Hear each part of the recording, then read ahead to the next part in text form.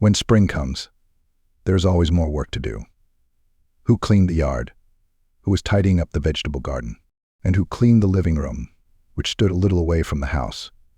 Since I was far from agriculture, I always ended up cleaning the garage or helping in other places. My mother-in-law, Margaret Adams, was busy in her favorite vegetable garden.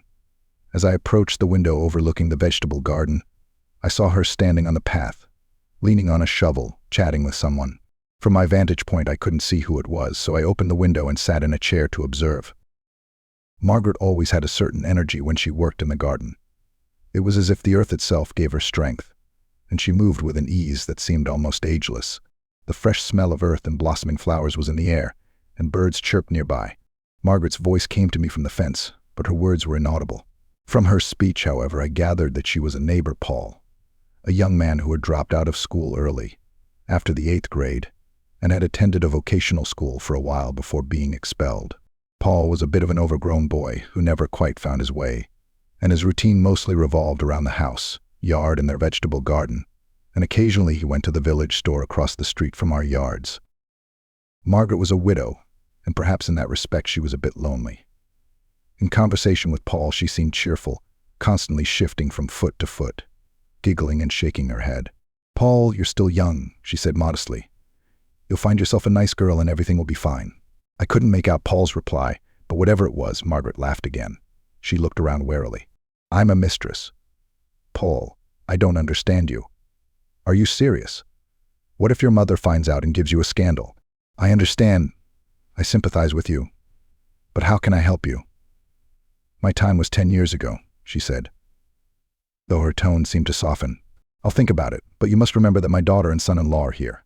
And if your mother finds out about this, the whole village will know." With those words, she picked up the shovel and headed toward the barn.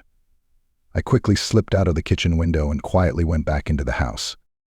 Later, Margaret was sitting in the living room watching TV, but after a while she got up, got dressed, and said she was going to a neighbor's house. She went out and I watched her standing by the corner of the summer kitchen until Paul came over. They walked in together and I stepped back to the window, which I left slightly ajar. I couldn't see them since they didn't turn on the lights, but I could hear their voices. "So, are you ready, Paul?" asked Margaret softly. "Yes," he replied.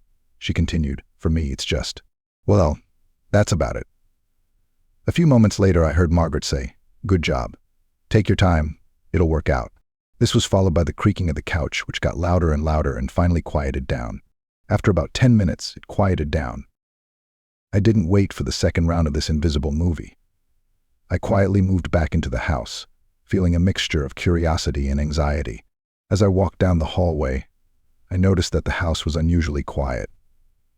The ticking of the clock in the living room seemed louder than usual, every second marking the strangeness of the evening. Margaret returned half an hour later and went straight to the bathroom. She looked flushed, but she didn't say anything to me, and I didn't bother to ask. I heard the sound of water pouring and wondered if she was trying to wash off what had just happened. As for me, I slid into bed next to Jenny and let my imagination run wild, pulling her to me. I remembered the scene in the summer kitchen, the words spoken in a whisper, and the creaking of the couch. The whole situation seemed surreal, like something out of a movie that was impossible to believe was real. Jenny flinched slightly when I put my arms around her, and her warmth brought me back to the present. I kissed her neck, and she murmured something unintelligible, half asleep. Thus began our night. The next morning, the usual spring bustle began again in the house. Margaret was up early, as if nothing had happened, and was already working in the garden. I watched her from the window, her purposeful movements as she tilled the soil. Paul was nowhere to be seen, and I couldn't help but wonder if he'd come by again. The air was crisp, the sun was shining brightly, and there was a sense of renewal in the air that spring always brings.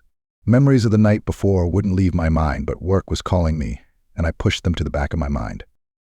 Later, as I was tidying up the garage, Margaret came in and asked if I needed help. Her face was as calm and her demeanor as smooth as ever.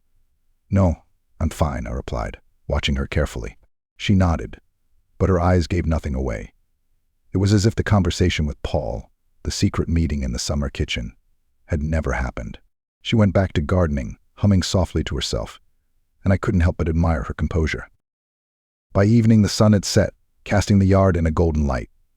Jenny and I sat on the porch, enjoying the cool breeze. Margaret was still in the garden, her silhouette visible against the fading light. She looked up at us and waved, her smile warm and genuine. I waved back, feeling a strange sense of normalcy. Everything that had happened the previous night seemed to have been hidden from view, hidden beneath the surface of everyday life. And perhaps that was for the best. Some things were better left unspoken, buried in the quiet corners of our little village life.